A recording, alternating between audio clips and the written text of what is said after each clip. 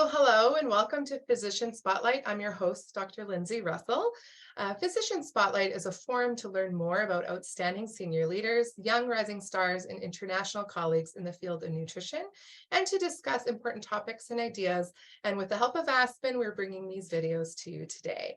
So our guest today is Dr. Matthew Kappus. Dr. Kappus is a transplant hepatologist and assistant professor of medicine and gastroenterology at Duke University in North Carolina. He is an avid clinician scientist with a variety of interests, including frailty in patients with cirrhosis and outcomes post-liver transplantation. I am so excited to have Dr. Kappus here today, and thank you so much for joining us. Thanks so much, Dr. Russell. So our first question is, how is your journey in your career, with transplant hepatology, and how do you kind of involve nutrition, and what was your journey to incorporate nutrition in your career? Absolutely. Well, first of all, thank you for inviting me to share my story. I completed my training in gastroenterology and subsequently transplant hepatology, but my journey really began as a medical student when I was introduced to hepatology by the husband of my lab research mentor from college. And they had become a couple that I grew close to during my college years. And it so happened that the husband of my mentor was a hepatologist. And so as a medical student, I had an opportunity to work with him for a month in December of my third year. And I worked on the transplant hepatology service and went through my first transplants with patients, my first time taking care of patients with decompensated liver disease. And I found the entire process of taking care of these patients incredibly fascinating, humbling, an opportunity to really be close to people and hear their stories. A lot of patients with liver disease, they develop liver disease for a variety of reasons. And those patients have a lot of life experience to share. A young person kind of coming through medical school. And I found myself really drawn to just the care of these patients. I was fortunate then to train at a university setting that is one of the leading university centers in liver research in the United States at Virginia Commonwealth University. And my mentorship there really kind of just continued to encourage this interest in care of hepatology patients. So by the time I came into my fellowship, I felt like I was actually a fairly confident clinician in hepatology. And as I continued then my fellowship years, I just kind of continued to gravitate back towards these patients. So then where did really kind of nutrition come into this? I would say that during my first year of fellowship, I was increasingly disheartened with just how broken down our patients were in our inpatient service, and felt like we were missing oftentimes a part of their care that just wasn't getting addressed when we're dealing with all of the other decompensating features of liver disease. We're treating varices, we're treating ascites and hepatic encephalopathy, but these patients are so significantly muscle wasted. Their functional status is severely affected. And, we're talking to patients about, you need recommending things like physical therapy, but really didn't have hard evidence to guide the recommendations we were making.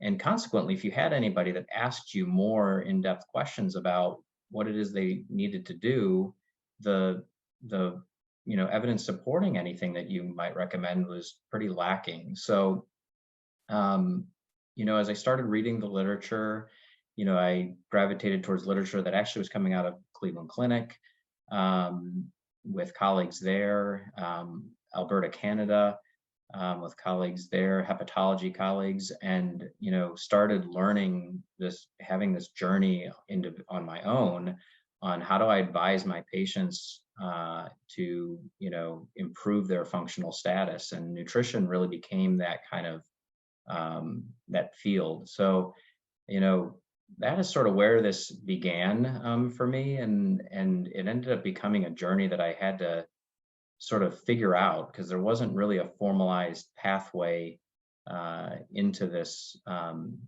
field. And so I can tell you more about that, but that's really actually where things started for me during my fellowship, kind of beginning to meld together this idea of bringing nutritional training into my hepatology clinical experience. Yeah, I think, thank you for that. It's so interesting. What really stands out with what you said is just bringing it back to the patients. Like, you notice, even as a medical student, you notice, the passion for hepatology and care, and then seeing how can we optimize things in your unique, liver population. I had a chance, as an avid researcher in your previous projects, can you touch on how you've related nutrition or frailty in the hepatology realm? Can you kind of touch on kind of research that you've been working on or completed? Absolutely. So, I think again, this idea of nutrition and muscle wasting being a component of the larger kind of picture. These terms were being thrown out, and as a young trainee, you're sort of trying to make sense of, what do these terms mean, and do they all mean the same thing? And you really begin to learn that, malnutrition, sarcopenia, and frailty are amongst the same. They're very similar, but they have separate meanings. And when you're doing nutritional research, I learned that, there's so many different ways of actually categorizing somebody as at nutritional risk, that actually added to the difficulty interpreting the literature, is that there was no standardized approach to count or identifying somebody as nutritionally at risk or malnourished. And so, as I began my own kind of my own research career, the colleagues that I really began to identify with were my colleagues who are doing, and we do, frailty research. Frailty as a construct is affected and impacted by malnutrition, but it's a functional construct. And colleagues doing work in this area really sort of were the first people that I interacted with, and began to appreciate that if we studied this in a uniform fashion, that we could actually come up with and develop a construct by which to categorize patients uniformly. And so then you could actually study questions. Do interventions make a difference? Well, to know that, you actually have to have a instrument by which to measure the problem. And so frailty has really sort of taken on that role for me in my research. And so what we have developed is a multi-center group headed by my colleague, Dr. Jennifer Lai. And she's really sort of the brains behind that operation, is looking at liver frailty index and standardizing this as a standard transplant tool. And instead of sort of looking at patients and, sort of in your clinic determining, well, they look kind of frail, which is very subjective.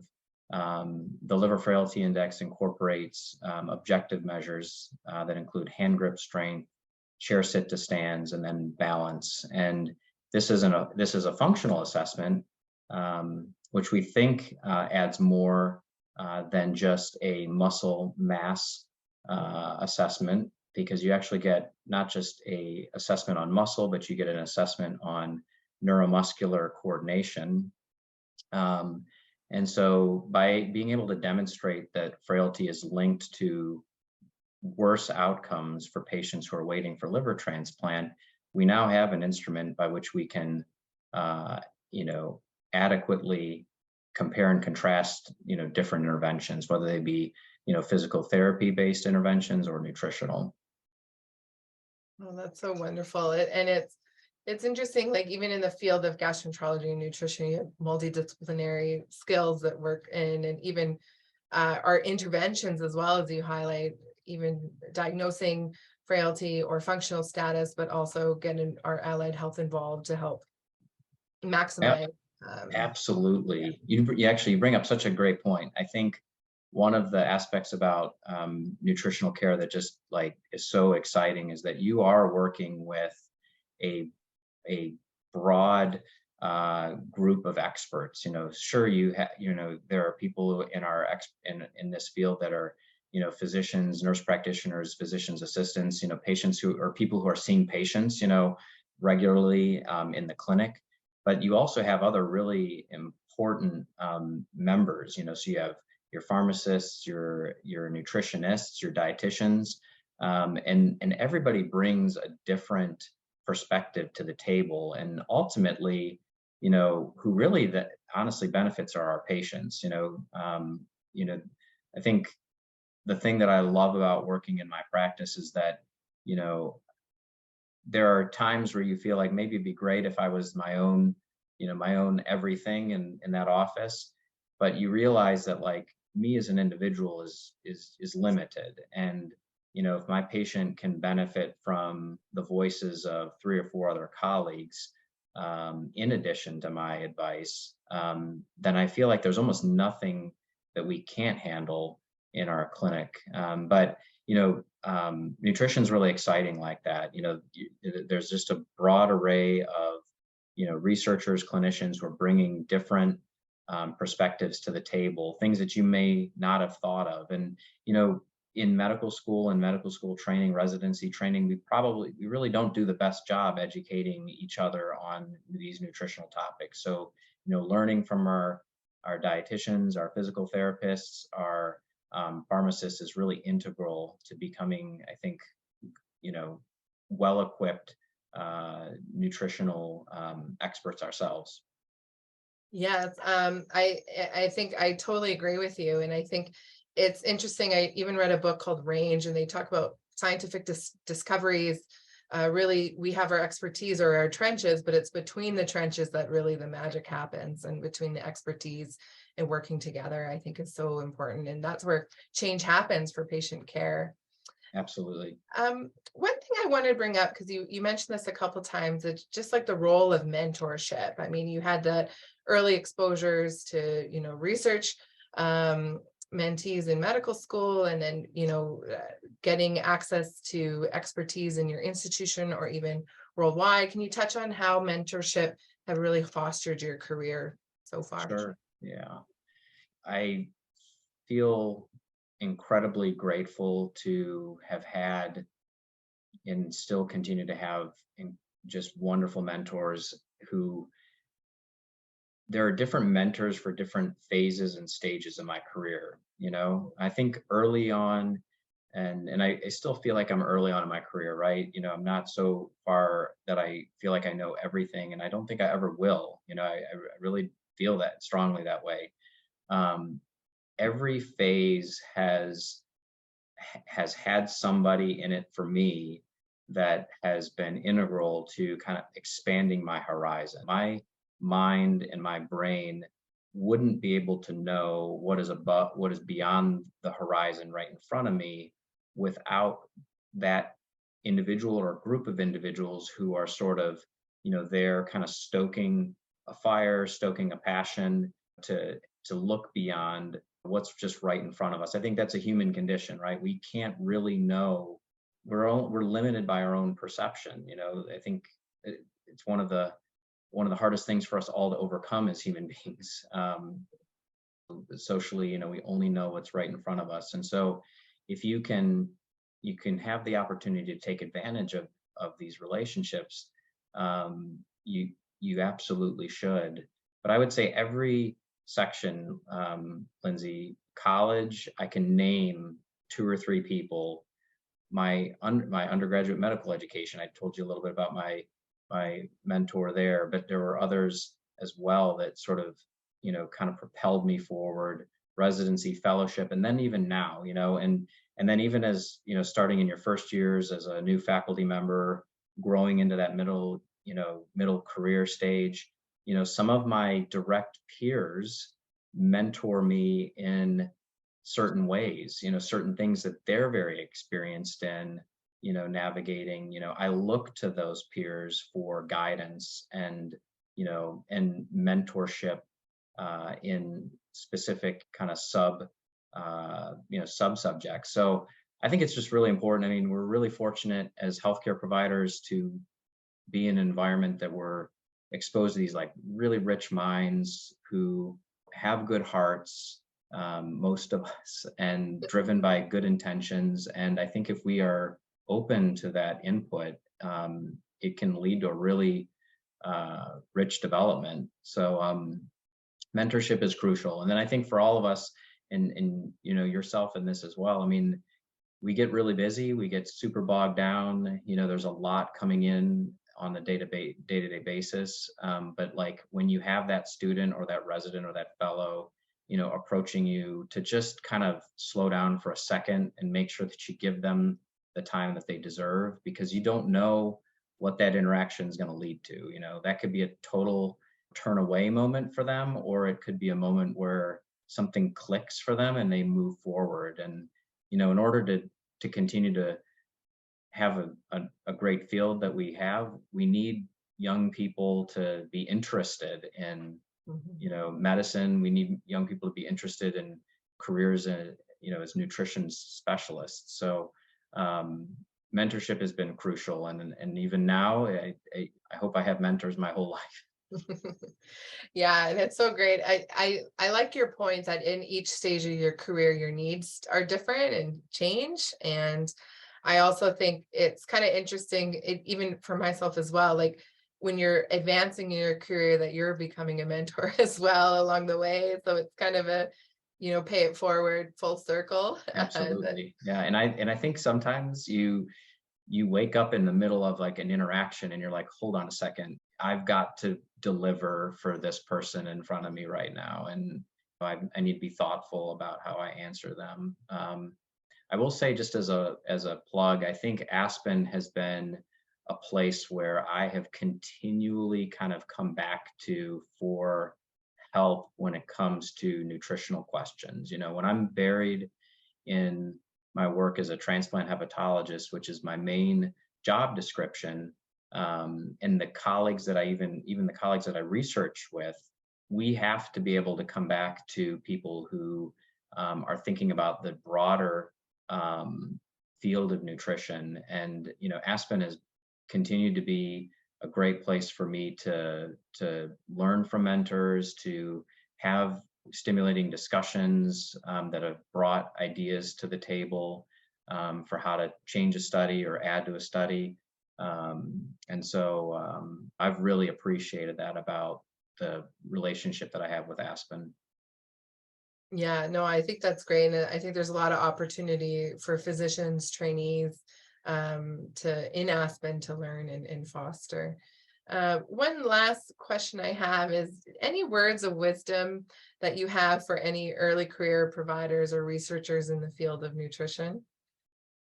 I think you have to really keep an open mind, and the field of nutrition should not be an afterthought. Our patients, many of whom, as a liver specialist, we deal with a lot of metabolic associated liver disease, things that are impacted, certainly by the genetics of the patient and different environmental factors as they've experienced to get you to their clinic in the first place. But there are ingrained habits that they have learned, since their childhood. And so I think kind of having that open mind to think creatively about the basics. We are oftentimes wrapped up into what really attractive medical or surgical therapy can we offer our patients, but really remembering that data shows that when a physician counsels on something like tobacco cessation or alterations in diet, patients listen to that advice. And I think learning more about ourselves, about how we speak to patients about these topics, is really crucial. There are certain words, even just the word diet, actually is oftentimes a turnoff for patients completely. So, I think for our young physicians and care providers out there, having an open mind to think about how can I incorporate nutrition in my practice, because nutrition affects every single practice out there, whether you're a cardiologist, an endocrinologist, a transplant hepatologist, or you're working in the intensive care unit. Nutrition is a basic building block by which we can actually help our patients. But you have to think creatively about it, because I think it can too easily be bypassed as an afterthought. Or, everybody understands this, or no, they don't actually. And so just giving patients that opportunity to hear it from you and learn from you, I think does require us to be thoughtful and creative. Yeah, I think you know what, and creative in the way, because patients can come from different cultural backgrounds, different experience with food and nutrition. So I think it's really interesting, even from our point of view, but also the patient's point of view. Like, as you say, like sometimes the word diet is a turnoff, but in someone else, that might be exactly what they need to hear. It's so Right. unique. But how do my experience, right? How do I educate somebody who comes from a completely different culture on how to incorporate the basic advice that I'm giving them within their cultural eating habits? I mean, I don't know actually how to answer that question, but it's actually a question that came up recently with our fellows. So I think just trying to keep an open mind, that has been it's been one of the things that I try to do in my clinical practice in order to, serve our patients better.